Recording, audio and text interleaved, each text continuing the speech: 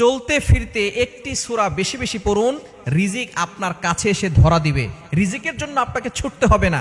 অনেকেই আছেন অভাবের ভিতরে পড়ে গেছেন, অনেকে কষ্টের ভিতরে পড়ে গেছেন।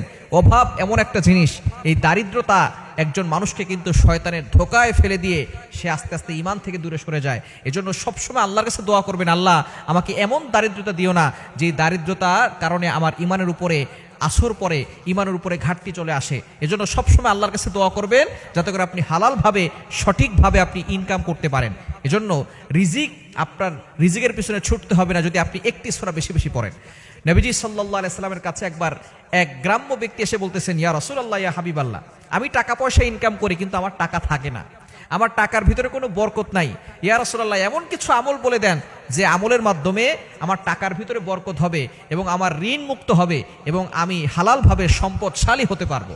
নবীজি সাল্লাল্লাহু আলাইহি সাল্লাম তাকে চমৎকার একটি সূরা শিক্ষা দিয়েছেন এবং তিনি বলেছেন, তুমি ঘরের দরজায় দাঁড়িয়ে এই সূরাটা পড়বে এবং বেশি বেশি করে এই সূরাটা পড়বে এবং বিশেষ করে যখনই ঘরের সামনে যাবে তখন ঘরে প্রত্যেকটা মানুষকে সালাম দিবে। ঘরে যদি কেউ নাও থাকে তারপর তুমি সালাম দিবে এবং বিসমিল্লাহ পড়ে এই সূরাটা 3 বার পড়বে। এই সূরাটার আমল যদি তুমি করতে পারো তাহলে আল্লাহ পাক রব্বুল আলামিন তোমার ঘরের ভিতরে রিজিক দিয়ে দিবেন। তোমার যে ইনকাম থাকবে, ইনকামের ভিতরে বরকত আসবে। রিজিক নিয়ে তোমাকে টেনশন করতে হবে না, আল্লাহ পাক রব্বুল আলামিন রিজিক তোমার কাছে পৌঁছে দিবে। সূরাটা হচ্ছে সূরা ইখলাস। এই সূরা ইখলাস আমরা সকলে জানি না? কুল হুয়াল্লাহু আহাদ আল্লাহুস সামাদ লাম ইয়ালিদ ওয়া লাম ইউলাদ ওয়া লাম ইয়াকুল লাহু কুফুয়ান আহাদ। এই সাহাবী কিছুদিন